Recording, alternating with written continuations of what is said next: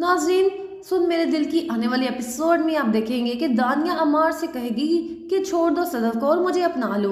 सदफ तुम्हारे काबिल बिल्कुल भी नहीं थी, लेकिन अमार दानिया से कहेगा कि मैं ऐसा कुछ नहीं करूँगा, तुम्हारी जिद पर तुमसे मिलने आ जाता हूँ तो इसका मतलब ये नहीं कि तुमसे मोहब्बत करने लगा हूँ जो तुम्हारी खातिर सदफ को छोड़ दूंगा।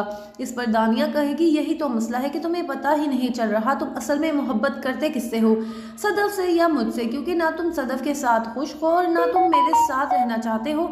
दो कश्तियों पर सवार रहोगे तो यही होगा, इसलिए छोड़ दो सदफ को, खुद भी सुकून से ज़िंदगी गुजारो, उससे भी जाने दो उस बिलाल अब्दुल्ला के पास जिसके लिए वो तुम्हें धोखा दे रही है। दानिया की ये बातें सुनकर अमार गुस्से में आ जाएगा और उसे दानिया से झगड़ा करेगा और वापस चला जाएगा। जब वो ठंडे दिमाग से सोचेगा तो उसे अपनी गलती का एहसास होगा। अमार फ़ौरन सदफ के घर जाएगा ताकि उसे मनाकर वापस ला सके, लेकिन सदफ उसकी माँ उसे बताएगी कि वो लाहौर जा चुकी है। अमार हैरान होकर कहेगा कि मुझे बताए बगैर वो वहाँ कैसे जा सकती है, मुझे तो वो आपके पास आने का कहकर आई थी।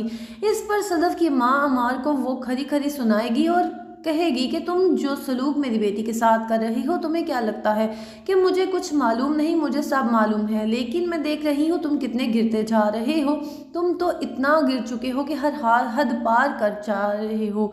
इसलिए फैसला कर लो तुम्हें अब किसके साथ रहना है, सदफ के साथ या उस दानिया के साथ, क्योंकि मैं अब सदफ को मजीद उसकी ज़िंदगी बर्बाद नहीं करने दूंगी। मैं तो पहले ही तुम्हारी और सदफ की शादी के हक में नहीं थी, लेकिन सिर्फ ये सोचकर मैं तुम्हारी और सदफ की शादी के लिए राजी हुई थी कि कहीं सदफ को ये ना लगे कि मैं उसकी सौतेली माँ हूँ और अपने बेटे जावियार की खातिर कि बिलाल अब्दुल्ला का एहसान उतारने के लिए मैं उसकी कुर्बानी दे रही हूँ, वरना तुम्हारा और बिलाल अब्दुल्ला को तो कोई मुआवजा ही नहीं था।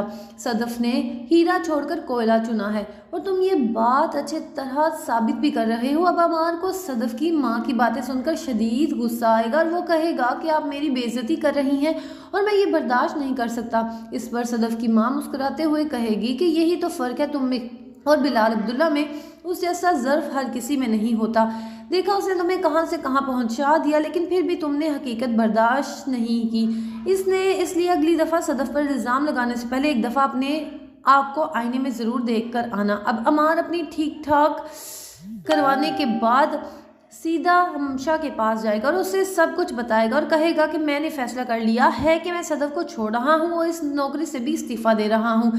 ये सुनते ही हमशा चौंक जाएगी, क्योंकि अगर ऐसा हो गया तो उसका बिलाल अब्दुल्ला को हासिल करने का ख्वाब टूट जाएगा और बिलाल अब्दुल्ला सदफ से शादी कर लेगा।